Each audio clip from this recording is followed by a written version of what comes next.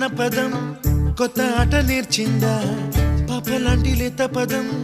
పాఠశాలగా కూనలమ్మ జానపదం పల్లె దాటి వచ్చిందా చవళిల జానతనం పాట చూపగా కుంచెలో దాగే చిత్రాలు ఎదురొచ్చేలా అంతటా